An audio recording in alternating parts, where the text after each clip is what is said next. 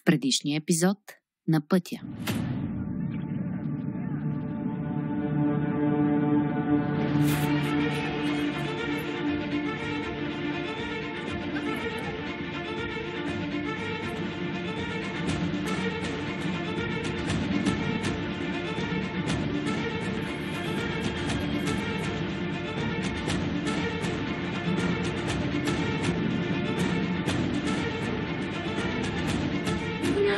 Направо са толкова високи постижения, толкова силни състезания. Тия от малки ги готвят да бъдат шампиони.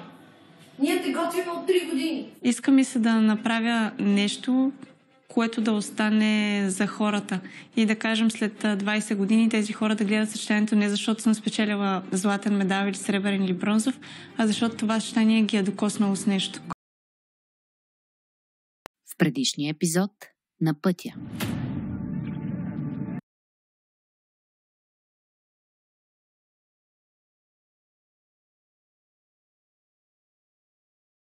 В предишния епизод на пътя.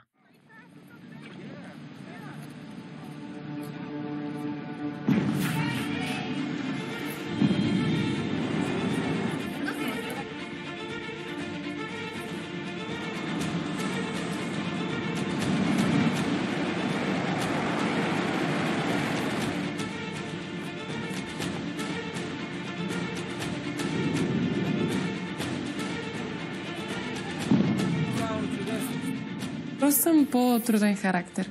Като цяло, треньорката ни много трудно се справя с мен тези 5 години. Просто съм и над. Просто винаги всичко трябва да стане на моето. Смятам, че всичко трябва да е винаги да е справедливо. А то в живота много често има много неща, които не са справедливи. Аз мисля, че съм силен отборен играч и много лесно се сработвам с други хора. И когато така деля силите си с още 4 момичета, мисля, че ми се получава по-добре и мога да представя себе си в по-добра светлина. Всички ние сме от много хубави семейства и всички ние имаме така по еднакъв начин сме настроени спрямо семействата си. Смятам, че това също ни обединява, тъй като сме възпитавани по много сходен начин. Може би и за това така добре си паснахме. Все пак всичко идва от семейство. Аз съм човек, който не обича вниманието да е върху себе си и когато влязох в ансамбъла, по този начин намерих комфорт. Аз знаех, че че се виждат всички състезателки и гледат абсолютно всички, но настройката е съвсем различна. Това да си независим не ти пречи да бъдеш отборен играч. Това е винаги частица, която носиш в себе си. Никога не искам аз сама да си правя моите си неща отделно от всички останали. Напротив, по-скоро да си част от екип е много по-ценно. И само човек, който е печелил нещо заедно, като част от отбор, може да разбере за какво говоря, колко по-сладка е общата победа и споделената победа. Наистина имаше нещо специално във всички момичета. Така само като ми минеше погледа през всички, виждах колко много желание и колко мотивация има в тези момичета да направим нещо различно и да успеем. Много съм чувствителна. Мен много неща могат да ме разкладят, но може би единствената ми цел и желанието ми да имаме златен олимпийски медал, така са ме крепяли. Иначе аз съм много чувствителна, много ранима, много странна, според околните. Аз съм много отговорен човек, но не гледам толкова фатално и това, което съм постигнала в живота ми, винаги се е случвало малко случайно, малко като експеримент, примерно. Дай да видя дали ще успея това да направи, то се вземе, че се случи. Докато ако според мен много задълбаеш в нещо, може и да не стане. Ние повечето така сме израснали в тази атмосфера. Мисля, всички преди това сме били гимнастички дълги години. Повечето хора, те знаят златните момичета от ансамбъла, но мен ме знаят като Катрин. Знаят златните момичета, диамантените момичета, но мен знаят като Катрин. Моето вечно недоволство и искане към тях да бъдат и по-добри и по-добри със сигурност ги води към по-високо ниво за тях самите. Аз съм емоционална и всичко така много, много дълбоко си го преживявам, дори хората да не го виждат. Но мисля, че това е нещо, върху което мога да работя за бъдеще. Малко по-така да гледам на емоциите си отстрани. Отговорността е важна в тренировъчния процес. Там да си дисциплиниран, да си отговорен, да си свършиш работата, да се опитваш да израстваш, да осъзнаваш, да контролираш това, което трябва. Много е важно да умееш да контролираш тялото си, да имаш контрол над уреда, да осъзнаваш това, което правиш, за да нямаш страха на състезание. И освен това трябва да си много добре да си анализирал в главата си всъщност кой си ти, какво правиш. Ти си един спортист. Твоята задача е да отиваш, да се състезаваш, или ще спечелиш, или ще загубиш. И в това няма нищо страшно.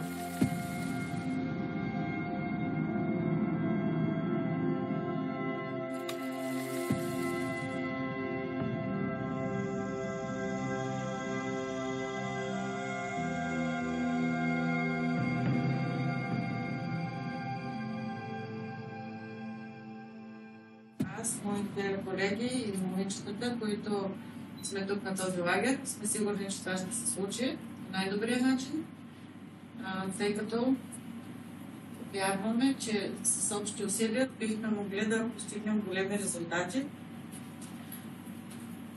и да завоюваме призови позиции на олимпийските игри. Благодаря за усилията, които полагате да запазите нашия отбор и нашите гимнастички здрави, за да могат да вземат участие в олимпийските игри.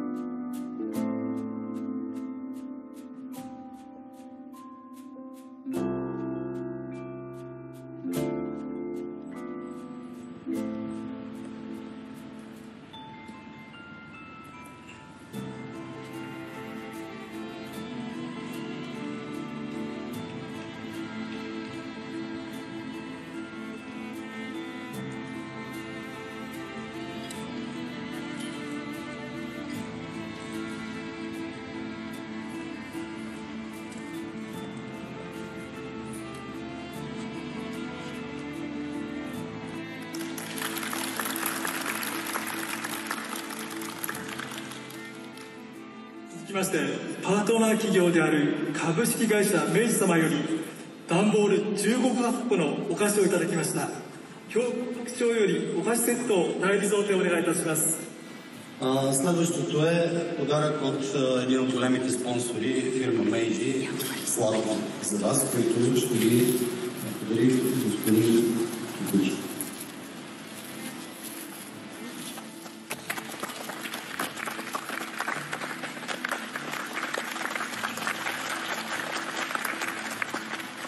個人選手、カトリン・ハセバ選手、受け取りをお願いいたします。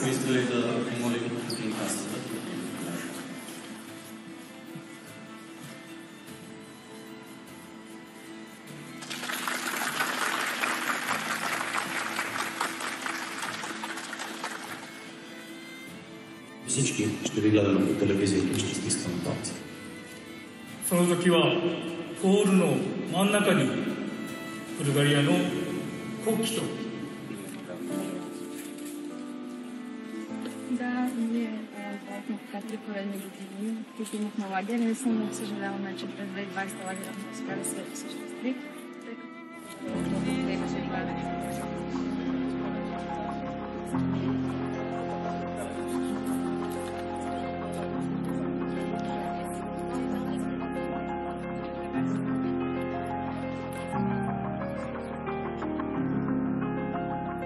Благодаря ви много. Накрая, молбата ми е да се пазите, малко да не се контузите и в тази гореща време, в горещо японско лято, да тренирате с всички сили, целейки се към така мечтания златен олимпийски медал.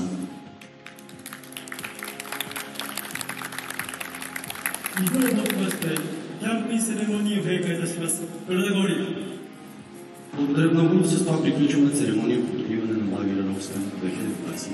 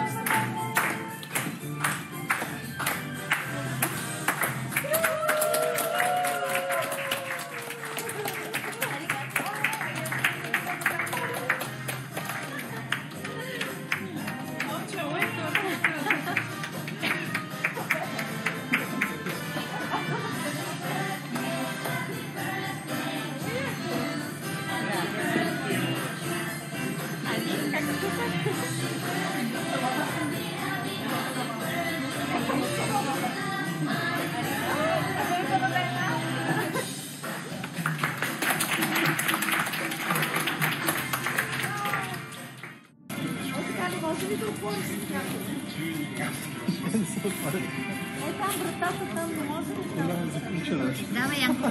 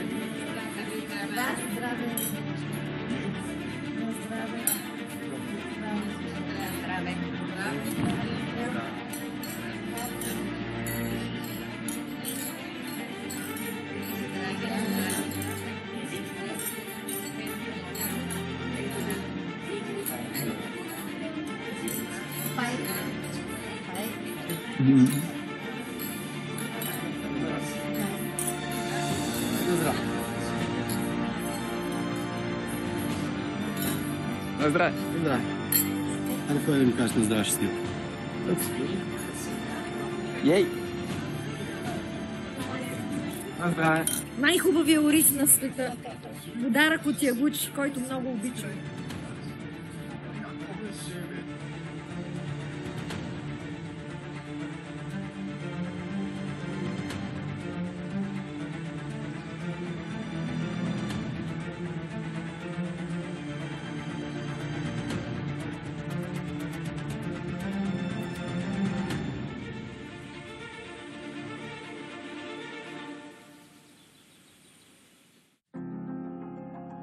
Ани, ужасно съм на честненки. Може ли ги качваш?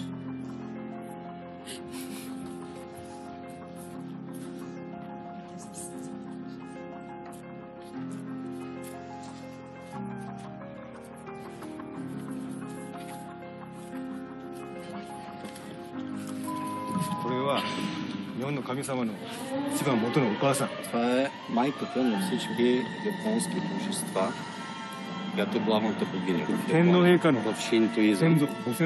И се смята, че това са и на императора тези предците, които са били богове. И тази богиня, която се нарича тя жена, е богинята на Слънцето. Богинята на Слънцето е. И от нейния най-големия храм в Япония специално съм ви донесъл тези две. Едното това в дясната ти ръка е за ансамбъла, в ляво е за... Няма никаква разлика, но едното е за ансамбъла, другото е за... индивидуално. Прилича на тези твоите неща, които си оставила тук. Ако и моята магия, и твоята магия се съберат, може би ще са достатъчни. Извинявам се, ако... Оставете ги по този начин да се правят. Не се водят от това нещо в този вид. Да. Аматерасо. Идеята е, че има част от същността на божеството вътре в него. Нека да не го вади, ако трябва. Съвсем маничко. Не. Дай да си. Да се накрие. А то се вижда. Дай да си. Аригато. Стискаме палци. Ако го има това, със сигурност ще имаме късмет.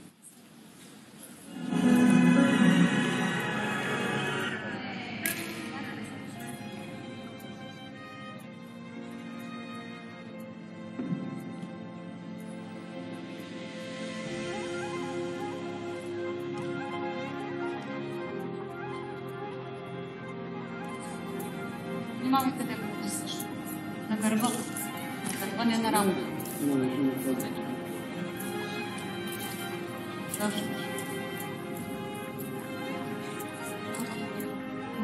Оп, ето така. Още веднъж. Това работа. Това е горния елемент. Имаш времето и да се почет. Ясно. Сега къде ходиш там? Знаеш ли защо те станаха отбор? Защото аз бях до такава степен ги дразних или ги провокирах, че те толкова много се обединиха срещу общото зло в мое лице, че станаха супер задружни, което пък в последствие ми помагаше много на работата. Можех да ги разделям, можех да кажа едната ти си по-добра от другата. Нали, има и другия вариант, разделя и владей. Само, че за мен беше много по-важно те да станат отбор. Михайла е била мълчалив свидетел на всичките ми циркове и всичките ми изпълнения. Дори тя на Олимпиадата му попита, чури се как се сдържаш, защото имаше моменти, в които нормално бих реагирала не по начина, по който реагирах там. През всичките тези години, които съм се изграждала като човек и състезател, съм се научила на много търпение, на много постоянство и трябва човек много да вярва в това, което иска да постигне и рано или късно то се възнаграждава. Това, което на мен беше най-силното качество, беше спокойствието. И винаги, когато са имали някаква нужда от нещо, да ме питат или дори се е случвало, когато Весела нещо не е окей с тях, те да дойдат да ми кажат, аз отивам, после говоря с нея, опитвам се да оправя нещата. Дори понякога сама се задавам въпроса как успявам да се владея до такъв начин. Аз доста пъти преигравам, разигравам разни сцени, блъскам, удрям с някаква пръчка, разхвърчава се тая пръчка.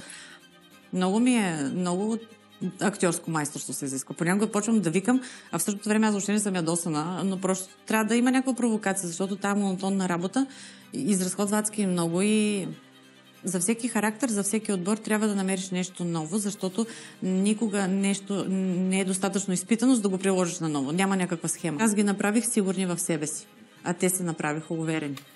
На първо място, нашата треньорка е доста хард. Тя ни е тренирала не само физически, ами много ни тренира психически по време на тренировка. Много често съм забелязала, че тя ни прави психоатаки. Тя сама си го е казвала, че ни провокира и вижда реакцията на всяка една. Другото, което е, че ние сме много здрав и стабилен отбор, благодарение на нашият капитан. И съответно благодарение на всичките атаки на нашия треньор, защото това всичкото ни сплотява и за това успяхме, според мен. Когато имаш цел, тези неща гледаш да ги отстраняваш и в момента си давам сметка, че това много ми е помогнало да издържа на напрежението на Олимпиадата. А всъщност ние на Олимпиадата бяхме доста спокойни и не го усетихме като най-страшното състезание, както всеки го описва.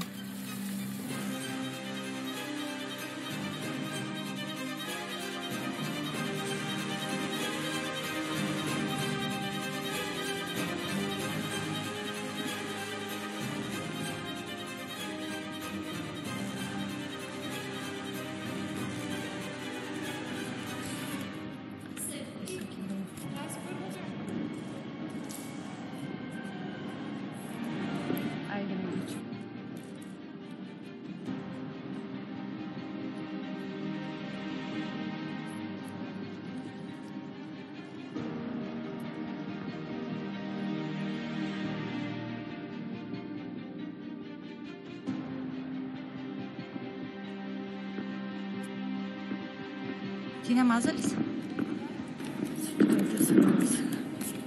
Тебе намазах ли? Не.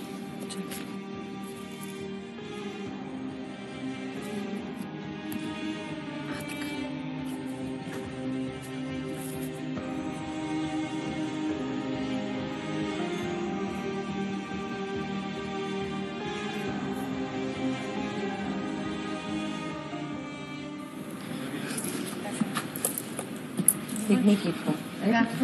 Преди това няма. Това ще ми стяга. За да дадеш това да не ти правя такава вътрешна. Правиш ли да това нещо? Да. Раз. Да. Стягаш въобще. Да. И как хвърляш като фащаш? То е само За момент само го само фащам. да. А, да, за да го стегнеш. Да. Как ще си го капаш на земята от това? Що ги пускаш ти? Госпожа, аз тръгвам, тя не ме вижда. Аз тръгвам да си взимам просто обръчка. Не е точно, тя трябва да ги пуска. Аз тръгвам Да ги пускаш пъти. Ма не си обръчи после да вкарате, може да ги пускаш. Какво е решение? Ще ги държиш. Проба ли това? Тя ще си стича до тебе, тя може и тук до там да скача. Как ще ги пустиш? Това трябва да си някакъв шанс в човек да го решиш. Докато не усетиш, че ти ги взима, няма да ги пускаш. Пак. Това наистина се замисляш колко години си се трудил за това нещо. То самия път е това да стигнеш до национален отбор, да започнеш да ходиш по големи състезания, да стигнеш до олимпийски игри. Вече, когато нещата станат по-сериозни, няма място за отказване и за тези неща. Просто знаеш, че имаш цел, знаеш, че до теб седят още 4 човека, които разчитат на теб и няма как да се предадеш просто с лека ръка. Аз и не съм такъв човек. Аз се боря за всичко до край. О, да. Доста.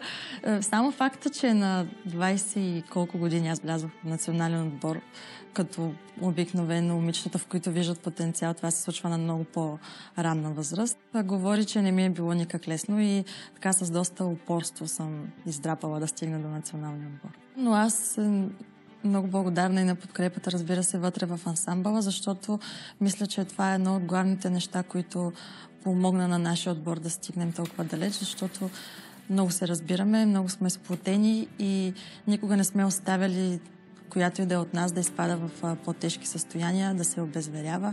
Така, аз като капитан, за мен това е била главната цел.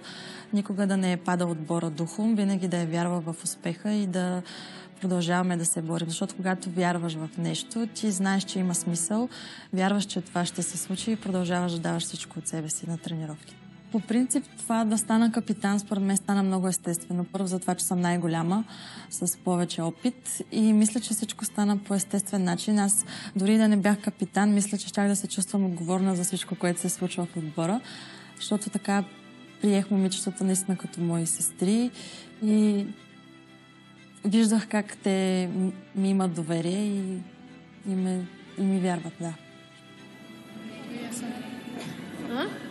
Нищо, че не съм спала цяла нощ. Що? Да мислиш? Не, нещо не ме ма чакай, аз също не можах и пих хапче.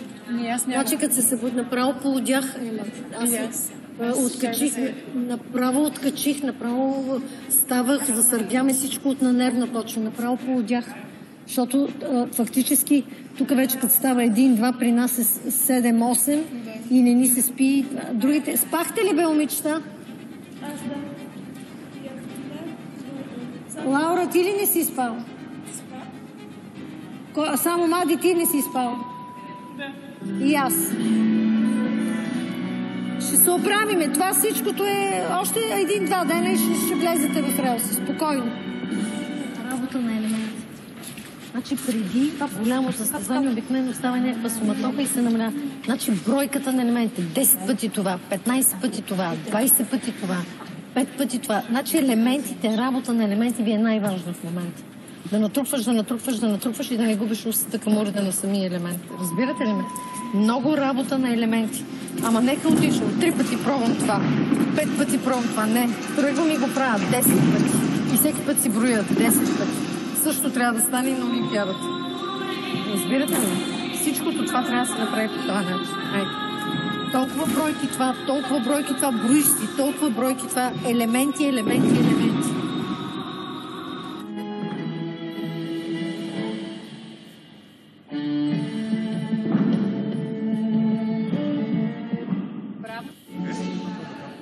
Сега не търси в глава вина на предния елемент. Добре ти беше там, какво ти е? И на местата се улови бухалата, ти всичко ти беше добре. Нали гледам? Аз съм показвала слабост, може би 2 пъти пред тях.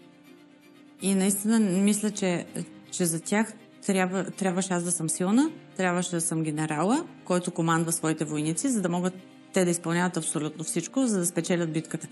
2 пъти съм се показвала слаба при тях и то специално в ситуации свързани с личния ми живот. Иначе никога като спортист, като треньор не съм си позволявала да се покажа слаба при тях. Огромен шанс имаше ние дори да не стигнем до Олимпиадата. Не, че ще се откажем или нещо такова, но тези новини, които излизаха постоянно, Олимпиадата няма да се проведе. Аз на тия неща реагирах много. Аз не исках никой да ми говори за това, че няма да има Олимпиада. Просто в момента, в който някой каже, то дали ще има, казвам, не ще има, точка.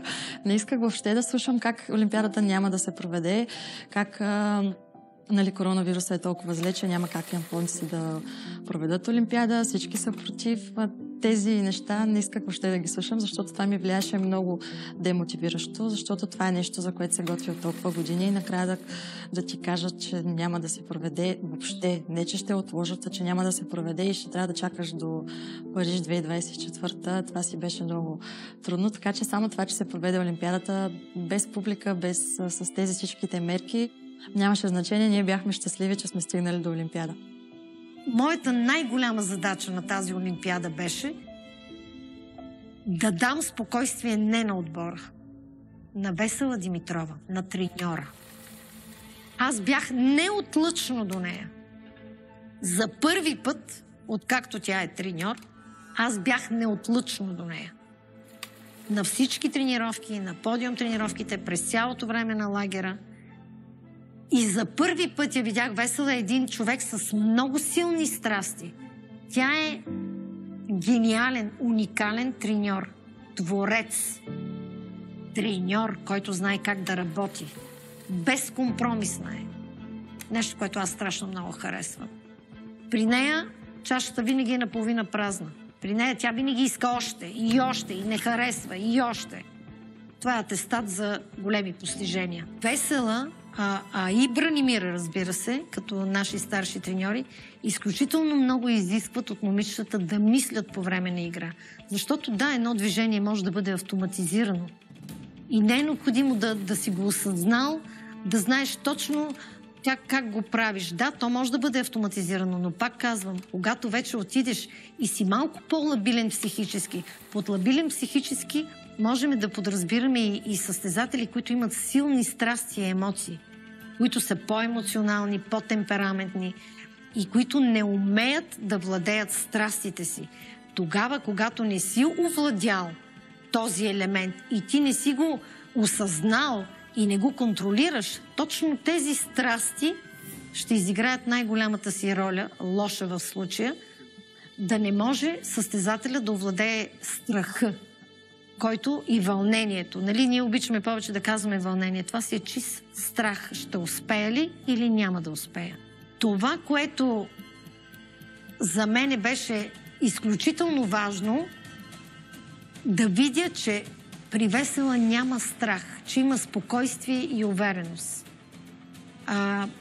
Употребих цялото си актьорско майсторство да показвам непрекъснато колко съм спокойна, колко съм абсолютно убедена и вярвам в спечелването на това най-важно състезание. И за първи път, защото аз на състезания, в които пътувам на най-големите състезания с треньорите, винаги стоя в последните фази при тях и съм ги виждала в дълбочина как са преживявали. Весела преживява изключително тежко състезанията. Много тежко ги преживява. Тя умее да сложи маската, за да не стига до състезателите, но дълбоко в себе си тя преживява много тежко състезанията, наистина. За първи път на Олимпиадата я видях спокойна, шегувахме се, усмихвахме се. Тя ми вярва, много ми вярва. И тя вярва в моите предчувствия. Аз знаех това и го употребих това. И го използвах това. За да мога да я видя спокойна и уверена. Много насериозно и деца, и треньори приемаха моите сънища, защото в годините винаги съм имала сънища, които много ясно са казвали кой ще спечели. Наистина съм имала такива сънища. И аз имах такъв сън и бях казала още 1 година преди Олимпийските игри. На нея и го повтарях много често. Не го правех случайно. И там аз видях една страхотно, спокойна, уравновесена, весела. При всички случаи вълнението го е имала. Но може би и тя се е вкопчила в мене, така както аз съм се вкопчила в моите вярвания, за да бъда полезна. И мисля, че там това беше най-голямата моя победа над мен самата. Спокойствието на Весела. 35 градуса, над 100% влага. Ескорт.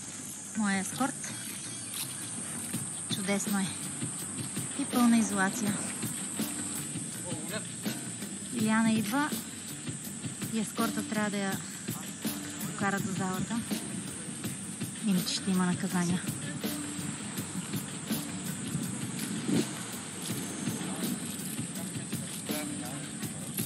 ...35 градуса, над 100% влага. Чудесно време за разходка. Ужасно е за разходка. С японски като сте, за да може да ги пазите. Едно крошче и сме... Оп. Сега няма да се там около вас. Коничуа, Хитоши.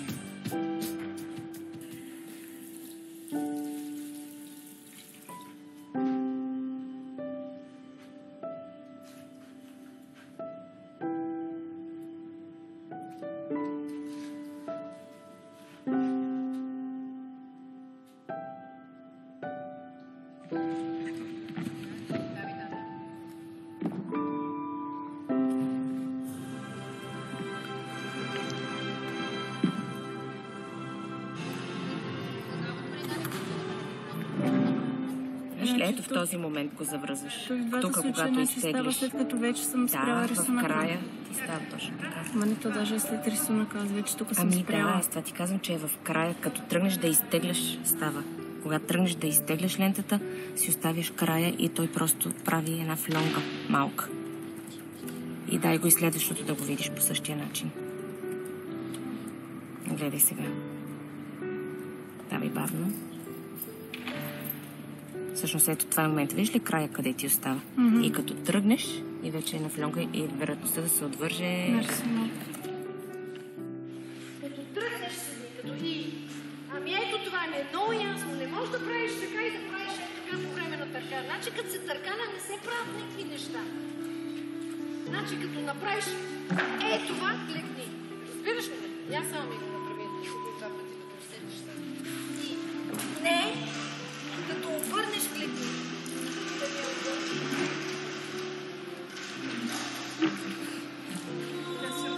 Така, значи като хванеш кликни и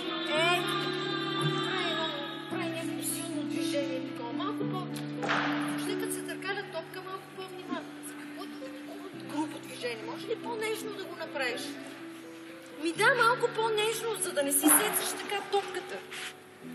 Добре, тръгни, но по-лекичко падай. Това е. Не си бавна, иначе си истерична. Няма търкаляне с такова. Не, няма такова нещо. Значи внимателно той малко я отвори ръката в страни. От тук отпред ще я бутнеш обратно. Така. В супер форма си, няма какво да се притесняваш. Единственото, което не издържаш, просто защото идва напрежение, не ти е проблема в физическата издържливост. Ти си в перфектна форма в момента. Мисълта ти трябва малко по-ведро, малко по-спокойно, малко повече търпение. Не влади толкова сила, толкова емоция. Малко по-спокойно. Айде, опитай си сега. Прав е Радо. Са не си крива. Перфектна. Погледни къв пирует прави. Погледни къв пирует прави. Мога да си качиш. Абсолютно е прав. Наистина има едно кривене. От първия трябва да си нагоре. От първия. Още от първия. Не можеш да го... Това искам да го работиш като елемент. Искам да застанеш и да го работиш като елемент. Какви елементи работите? Работите ли? Те занимаваме своето настроение с това дали ти се изморена ли си, не си ли изморена, погледни си физиономията. Мисля да си върша работата, няма винаги да съм усмихната. Не, ти не си от един месец. Ти не си от един месец. Това ти става навик. Какво само цифри ще ревеш? Ми работи си нещата, работи си елементите. Всичко си права. Върши си работата. Доволна ли си как си я вършиш работа? Доволна ли си? Ти няма къде да сбъркаш. Ти си абсолютно готова. Ти се отдава на настроението си, на емоциите си, на истерията си. Знаеш, че си пълна истерия. И затова стават тия неща. Ми тренирай си нормално, кажи, окей, пробвай. Какво само цифросваш и ревеш? Моля? Не правиш. Радо ти казва, прави това и ти викаш, не е това проблема. Как ще му кажеш, не е това? Ма направи го, ма не му отговаряй, не е това проблема, като точно това ти е проблема, ще се кривиш и чанчиш. Слушай какво ти казва. Никой няма да убие, направо са толкова високи постижения, толкова силни състезания. Тия от малки ги готвят да бъдат шампиони. Ние те готвим от 3 години. Спокойно. И аз се успокой малко. Никой не ти е казал, че ще бъде така. Никой не ти е казал, че иска такова нещо. Искам наистина да си супер спокойна. Толкова много можеш. Готова си, във форма си. Концентрация. Единственото, което искам от тебе, докато тренираш, е само да имаш контрол на уреда. Насочвам и търпение, докато гледаш. Ти с другото нямаш проблем. Търпение, докато гледаш. Има нервност при улавянето ти. Бързаш от бързане. Това е от нервност, от нервно напрежение. Значи опитай се, издишаш, успокояваш се. Насочвам, гледам до край. Само това ти е задачата. Всичко друго става. Никой не е казал, че трябва на всяка цена да вземеш медал. И аз се успокой малко. Такъв голям състезател си толкова много постигна, толкова много направи. Спокойно. Ще ходим и на олимпийския принцип. Важно е участието. Спокойно, моето момиче. Всичко ще е наред. Само ти искам спокойно и да гледаш уреда до край. Давай, айде, искам да си завършиш хубаво тренировката. Това ти е най-важно. Тренировките си най-важното нещо до края до старта ти. Няма по-важно от тренировката. 5 пъти, 10 пъти, 15 пъти. Имаш 15 пъти да не го направиш. Правиш го перфектно. И казваш, едно от мен е за воля. 16 ще направя. Имам 5 пъти. Едно от мен е за воля. За това, че мога да си докажа, че колкото пъти кажа, толкова пъти ще си го направя. Разбираш ли? Проверявай си волята, проверявай си характера. Тренирай си само това. Нямаш проблем с уреда и с сърчането. Имаш проблем с себе си. Всичко ще е наред. Айде. Всяко едно съчетание, което някога съм играла, вътрешно преди това съм го преживяла, за да мога да усетя какво трябва да изиграя като емоция. Много ми е неприятно да играя съчетание, в което аз самата не виждам някаква идея. И обикновено това съчетание не се получава и не взимам оценки, тъй като явно не успява да достигне и до хората, когато аз самата не го чувствам. И смятам, че основното е, когато се прави едно съчетание, преди всичко гимнастичката да си го харесва и да знае, че това си е нейното съчетание, да го усеща като нещо наистина нейно, от нея да идва. Иска ми се да направя нещо, което да остане за хората. И да кажем, след 20 години тези хора да гледат съчетанието не защото съм спечелила златен медал или сребърен или бронзов, а защото това съчетание ги е докоснало с нещо. Значи, по принцип, винаги трябва да се учиш да взимаш най-важното от всеки специалист. Всеки треньор. Значи, чистачката да дойде да ти направи забележка. Ако ти анализираш и видиш, че тя е правилна, трябва да я купиш, да я вземеш тази забележка. Ако тя ти е в полза, разбираш ли, много е важно да го умееш това нещо. Също трябва да го правиш с Радо, с Брани, с Мънчо, с мене, с всеки. Весело, като чуеш какво казва нещо на ансамбъла, ако видиш, че то би могло да ти е полезно на тебе, взимаш го веднага. Но от всичко най-важно е първо да се наспиш на всяка цена да оправим съня. Това, че не спиш е страшно фатално за тренировките ти. Аз си гледам какви сенки имаш по очите. Ти си черни кръгове под очите. Значи най-важното е да се наспиш. Това ти е най-важното. След това да дойдеш с настроение на тренировка. Искам ти кажа, че от неспането съм много умна, но нямаш представа на неспането колко влияе на нервната система и на психика. Трябва да оправим съня, да се чувстваш добре, отпочинала, наспала се и да видим тогава как ще върват тренировките. Айде, разбрахме се. Ето тук този психологически момент, в който треньора трябва да бъде изключителен педагог и психолог. Да изкара вината от състезателя, да изкара страха от състезателя, да го накара да повярва в силите си, да го накараш да повярва, че е по-добър, отколкото наистина в реалност е. Това е големия педагог, големия треньор. Аз вярвам, че докоснатите се раждат. Че те се раждат с характер да бъдат шампиони. В спорта обаче талантът е 99% труд. Труд. Да, аз вярвам, че характера може да се формира в процеса на градеж и растеж на състезателя. Че ти трябва да го хванеш от малък и успоредно с това да го учиш да хвърля бухалките, да играе гимнастика, да го изграждаш като личност и характер. За големия спорт се искат много силни характери. Този треньор, този педагог и този психолог, той винаги, имайки талантливия състезател, изграждайки неговия характер за олимпийски шампион, да, той ще постигне златен олимпийски медал. Но той трябва да е фантастичен треньор, успоредно с това фантастичен педагог и психолог, защото ти трябва да знаеш във всеки един момент какво става в душичката, сърцето и умът на твоя състезател. Да знаеш как да му помагаш, за да стигнеш до етапа, в който ти седиш на стола и състезателя сам ръководи процеса на състезанието. Състезанието е само психология. Състезанието в спорта се нарича психология. Там може да си подготвен перфектно и да се провалиш тотално. Там може да не си подготвен чак толкова добре. Но както ние обичаме да казваме, това е моя ден и успяваш, въпреки това, че на тренировките не си бил окей. Ето там силата на характера, на изградения характер, на това да го научиш да се състезава, да бъде състезател, не само спортист. Ти можеш да си спортист, но да не си състезател. А трябва да бъдеш състезател, не само спортист. Това е най-великото нещо, което може да постигне един треньор. Да изгради характера на своя талантлив спортист. Тогава ти имаш завършения, крайния образ на големия състезател. И когато аз седна и знам, че той знае какво трябва да прави, аз си казвам, свърших си както трябва работата. Той дори не трябва да има и да иска помощ.